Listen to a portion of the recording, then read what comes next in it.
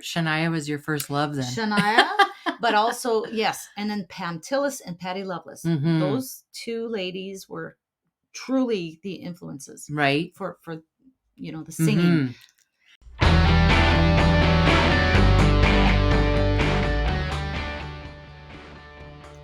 Hello and welcome.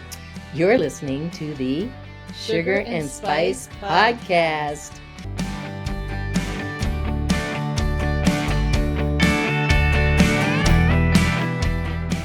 Hello and welcome. My name is Shelly Dubois, and my counterpart here is Danita Lynn. And together we are Sugar and Spice. And today we're talking about our favorite music artists. It's I think it's really cool to talk about our favorite music artists, how they influenced us, how they connected with us, and just to know how these music artists have made a difference in the world as well, right? For a lot of people. Yeah, inspirational. Yeah, for sure. So what would you say is your top music artist, or do you have one? No, cannot go there. Yeah, same. Yeah. Can't go there. Yeah. I have many artists that influenced me, from before I started the music industry. Right. Was like something I didn't know of. So of course you heard or saw artists on CMT. Yeah. Oh, yes. Radio. Yeah. I mean, when I was growing up, I was the youngest, so my older sisters would listen to the Beatles and different music, right, and country. Mm-hmm. So I had a lot of different artists to listen to. Yeah. So just a lot of different genres. Mm-hmm. Right? Yeah. So I think when I first started to really become involved in the music was after I had my kids, and I was just writing a lot. And I think Shania actually at that time, exactly, really influenced my writing, because she wrote all her own material. And I thought, if she can write all her own material, maybe I can too. I was never one in school to write exams or to write essays and love them, you know. I didn't enjoy writing like that. But when it came to poetry or to write lyrics, that was my thing. So Shania was your first love then. Shania, but also, yes. And then Pam Tillis and Patty Loveless. Those two ladies were truly the influences, right, for the singing. Yeah, in my household, like I had older siblings that were listening to rock. So I had a lot of rock and roll, like CCR, Bachman Turner Overdrive, and older bands like that. And so I was listening to that, but we also had a lot of country, because my parents all just listened to country music. So you had Merle Haggard, Buck Owens, and so there wasn't too many. I don't remember any like Dolly Parton or Loretta Lynn, in the house. It was a lot of male artists so when I started playing guitar, I thought, oh my God, I'm going to be a player like Buck Owens. Yeah. No, didn't work out that way, but it's amazing to me because you play so well. You play the rhythmically and pick a little bit of picking, but I can't pick like real, not Buck Owens. Yeah, no, you're not a Buck Owens. I'm sorry. That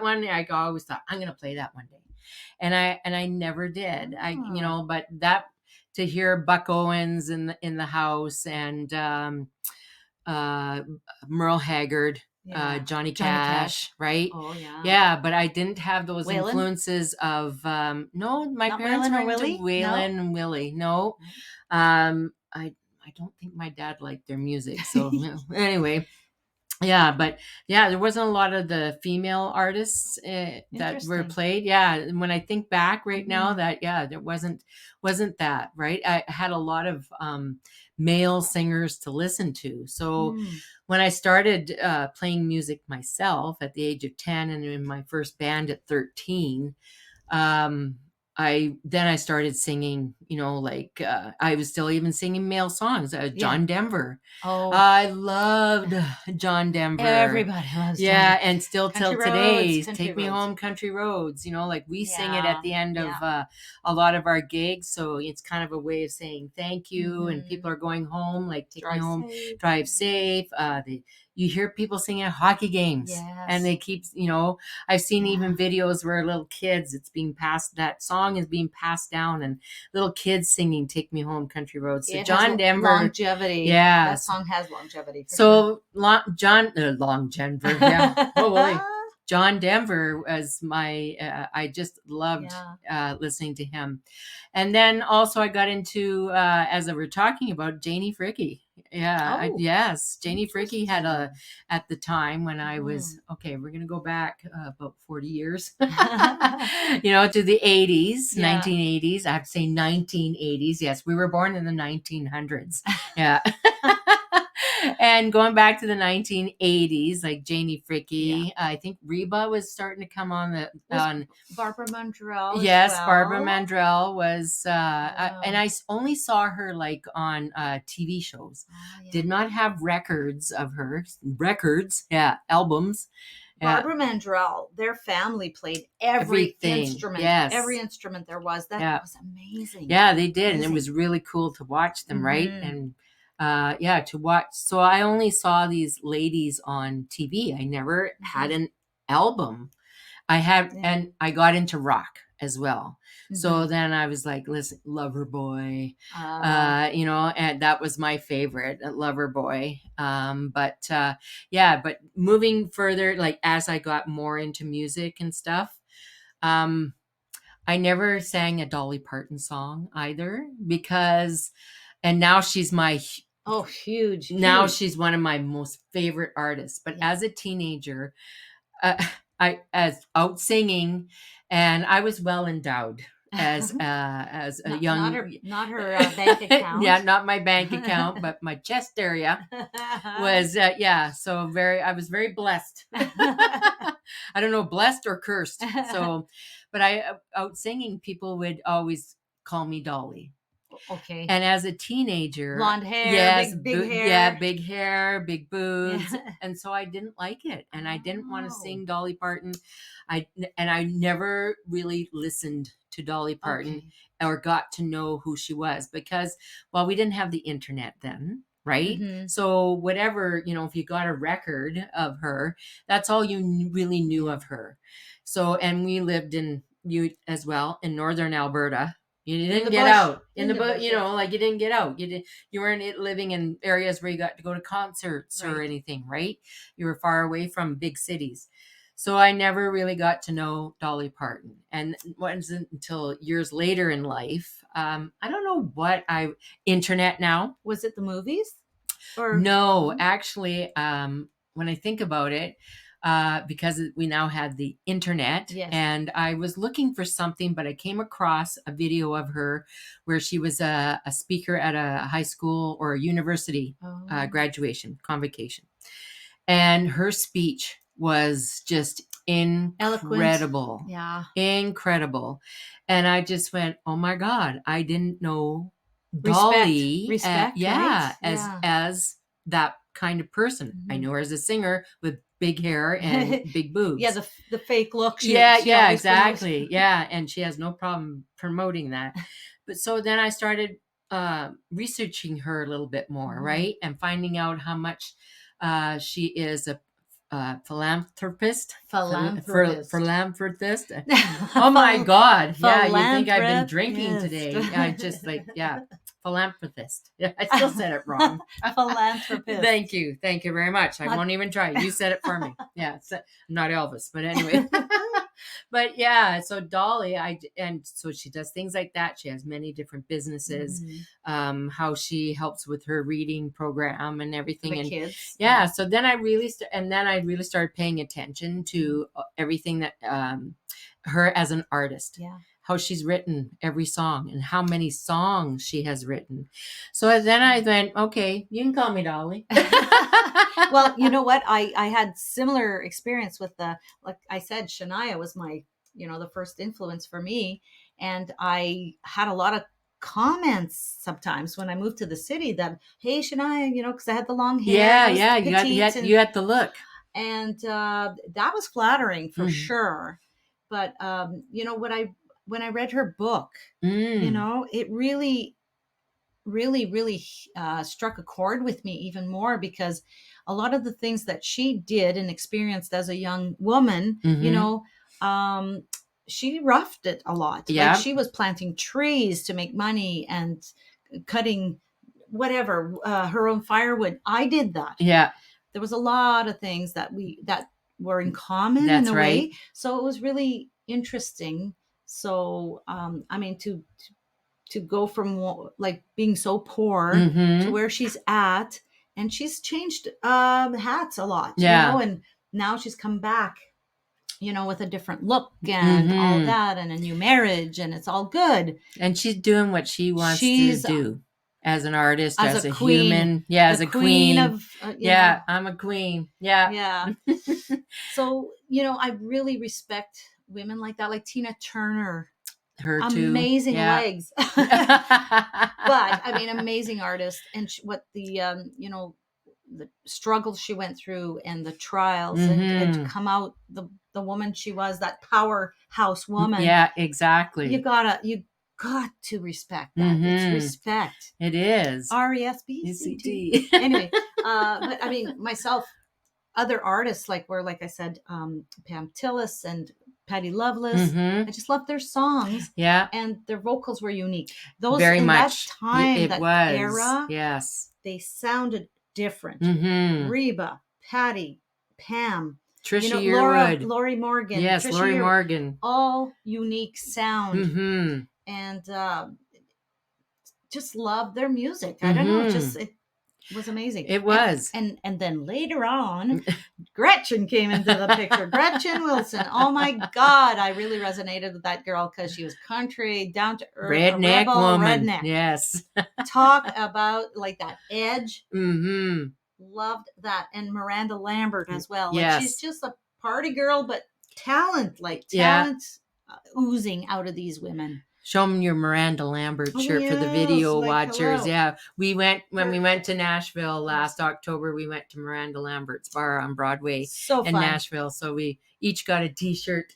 Wearing that today. It had shots of tequila. Yeah. What does it say? All things are possible with tequila and lipstick. That is for sure. And we had some tequila, but it's all gone. Yeah, it's all gone. City Girls and Cowgirls is our new single as of May 17th and is available on all digital platforms. This was a fun song to write because we talked about everything that a city girl does and everything that a cowgirl does. That's right. And we brought it together, and it's actually a fun line dancing tune. Two-steppy line dancing. So have a listen on the digital platform of your choice. City Girls and Cowgirls. We're all just city girls and cowgirls. So and actually, well, Shania is a Canadian artist. Terry Clark. Yeah, Terry Clark. Wonderful artists here in Canada. Jan Arden, who's not a country singer, which but I love that woman to pieces. She's got such a sense of humor, and she talks to the audience, and she's real. Yeah, and that's one thing for me when I go see an artist, and I want to be entertained. Not just with them, like Garth Brooks. I love Garth Brooks, and not just because he's jumping around stage and he's doing all these crazy things and he's entertaining. I love it when an entertainer talks to the crowd, jokes a little bit with the crowd. Then you get to know them a little better, right? And because you and I, when we go out and perform, that's what we do. We entertain. So, and we love to do it. So when I go see somebody, I want to be entertained. So some of my other favorite artists, of course, is Garth Brooks, because he's very entertaining. And he loves people. He genuinely loves people. Yeah. And Dolly, she's always joking. Yeah. She's, I've never seen, I shouldn't say that. I did see her in concert. She was the second concert at Rogers Place here in Edmonton, Alberta, when they first opened up that venue. So, yeah. So, just her little laugh and just talking to the crowd, and it doesn't have to be like on and on and on. It's just stopping after 3 or 4 songs, sharing stories, or just saying something. Yeah. I've gone to other concerts where they don't say anything at all, and it's just like, come on, talk to me. So that, otherwise I don't like you. I wrote a song called Talk to Me. Yeah. But Loretta Lynn as well, her story, like coal miner's daughter, how can you not love that, but she was real the whole time, like even in a man's world. Yeah. These artists are just like kept going. Yeah. Oh yeah, especially those women, like those women. Yeah, Loretta and Dolly and Jeannie Seeley and Tammy Wynette, many of them. Yeah. They talked about at the Grand Ole Opry, when it was still at the Ryman, the Grand Ole Opry. Men had dressing rooms, but the women did not. Yeah. They had to go into the washroom, the women's washroom, and that's where they got dressed and got ready. That they didn't have their own. Yeah. So, but they kept pursuing, right? So you got to have respect for that. Those women going, some women would say, well, I don't get my own dressing room, I'm out of here, right? But they wanted to be in the music business and keep entertaining people, and they loved it so much that they accepted it for what it was. I guess you could say it like that, and just kept going. And Patsy Cline, another one. Like, we could go on and on. Oh yeah, for sure. But seriously, we have so many great artists out there. The Judds, Winona Judd. Yeah, the Judds, they were very, I felt they were very entertaining, had great songs. I did see Winona in concert. I wasn't impressed with her personality. She had an off night. I think she was cranky that night. Yeah, because it wasn't a big dome. It wasn't an actual building, and she was so she kind of like, oh, how nice, I'm performing in a tent. And that's how she said it, right? So I just thought, you ungrateful. But that's a person who's gone from playing big stadiums, and now you're in a smaller venue. Me, I would still look at it that no matter what, you're grateful that you're still performing, right? And so, but I love her voice, and I saw so unique. It's very unique, and I saw her in an interview where she was like, how when she sings like you, she doesn't sing you, she goes you. She came up with that, and like how she would draw out words like that and have that drawl, which I didn't find too bad. Reba, and there's a few others that put a little too much of the drawl in there for me. It's just for that's them, right? Like that's their and there's a lot of people that love that, their right? accent on the syllable there, That's right. Well, we've only really talked about female artists. You did talk about Garth, which we saw it together when he came to Edmonton. Amazing artist. Like he is just such an amazing guy. He sold out. He did 2 nights, but sold out so quickly. He added on. This was before when we saw him at the Coliseum here in Edmonton. When he did Rogers Place, he had booked two concerts. They sold out so fast. He was able to add on, I think, 6 or 7 more shows. Yeah, and didn't he have Brett Kissel open for him? I think so. Yeah, but so that's how popular he is, right? So, but he also keeps. This is another thing I respect about him, is because he keeps his ticket prices affordable. Like some artists, it's starting at $250 for tickets, right? So like, come on, like you've been around for a while, but I get it too, that maybe you're in the big Coliseum, you got a big tour, and like overhead. The show is spectacular. That all costs money. It really does. So who are your groups? Groups. Oh boy. Group artists. Oh, well, I have to think about that. Like back from the 1990s, Diamond Rio. Oh yeah. Yeah, they had a lot of great songs, and I actually saw them. Oh, I think about 6 years ago here in Edmonton at Porkapalooza. Oh yes, I remember that. I think. That's right. Mm-hmm. So, and they were very entertaining. Like they're older and a little bit wider. Wider or wiser? Well, Both? yeah.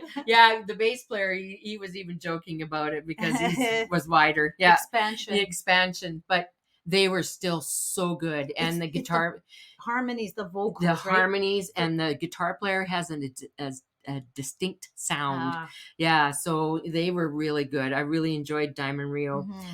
Shenandoah was another one of my favorite groups from that time. Who's she? Yeah. Shenandoah. Yes, Shenandoah. Yeah. People that don't know the yeah. group. I Eagles for myself. Oh, Eagles. yes, oh Eagles. My God, seriously. Top, yeah. Harmonies. How could I forget Eagles? Yeah. I may get Alabama. Oh, yeah. And yeah. I'm thinking, I just saw a thing about Nickelback. Oh, yes. I love them. Love or hate. Like, what is going on with that? Yeah, exactly. Why is that? Nickelback, either you love them or hate them. They are our people. They're from Alberta. They're Alberta boys. I actually met them because one of the guys in the band, his buddy was married to one of my girlfriends. Okay. Yeah. So anyway, so I had a connection. I had an in. Yeah. So really nice guys. Yeah. And they're putting out great music. I love their edge. I love the edgy stuff. I love like, oh my God. It just it just makes you want that guitar crunch. Like headbang and stuff. Emerson Drive. Like we have some great talent everywhere. Yeah. So, we are country artists, but we've had influences from way back with Beatles, whatever. So everything is kind of all meshed in a little pile of good music is good music. Yeah.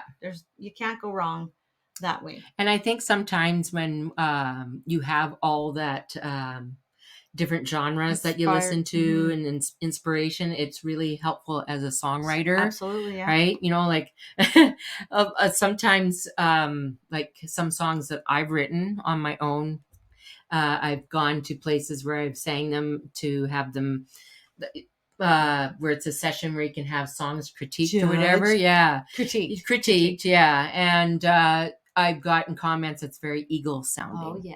Yeah. Or very Stevie Nicks sounding. Oh, another one. Yeah, another one like Fleetwood Mac. Mac Attack. Oh my God, yeah.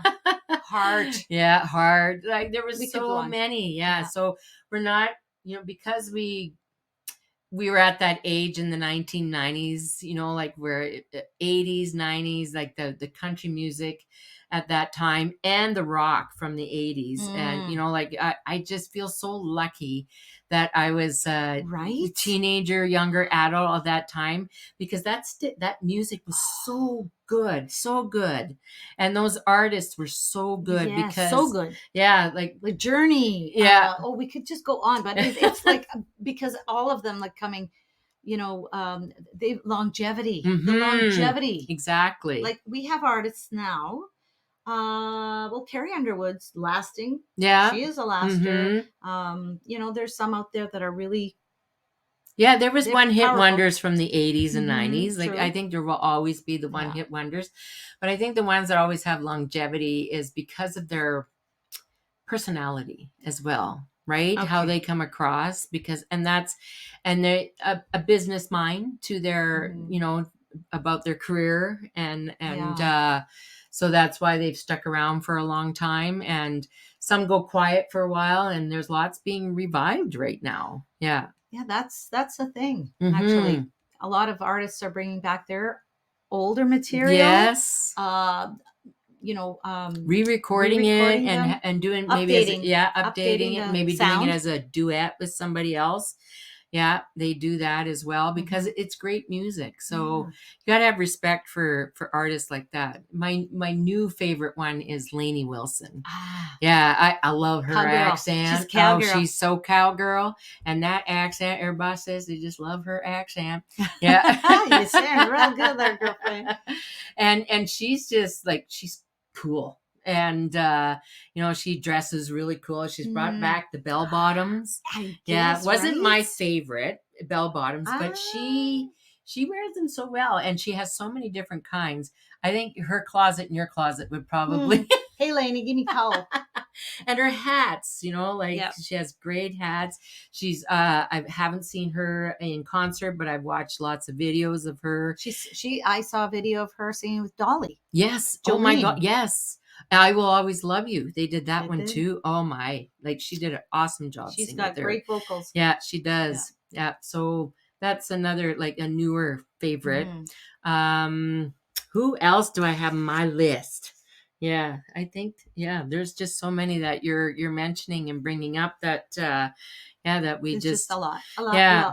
So we have local artists as well who we really think are amazing. Tim Isberg, this gentleman that's singing stories. Yeah, he's ex-military, and so he has stories and he's put them into songs, so he's able to go out and go and tell his stories in song, and he's doing shows for veterans and stuff, so that's really cool. So you got to respect people that can do that, and just local artists. I mean, support if you can.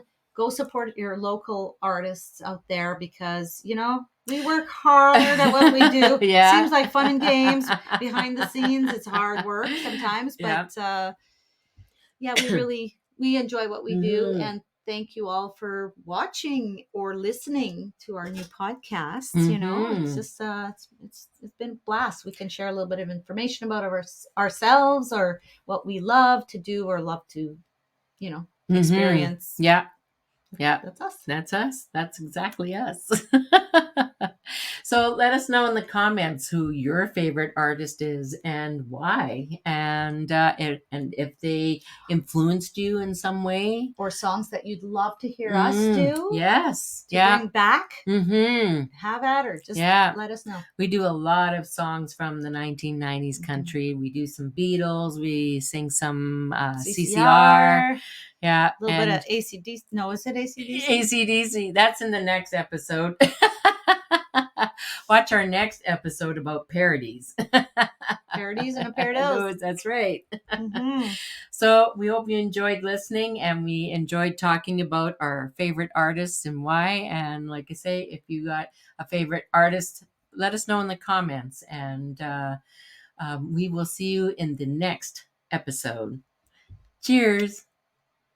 Thank you for listening to today's Sugar and Spice podcast. We really appreciate you listening. We'd also appreciate if you could follow us on our socials on Facebook, Instagram, and our YouTube channel. Please go to our YouTube channel and subscribe. Follow us on Facebook and on Instagram. And please provide comments of how you enjoyed this wonderful podcast. We'd like to have fun, and we'd like to have our listeners have fun along with us.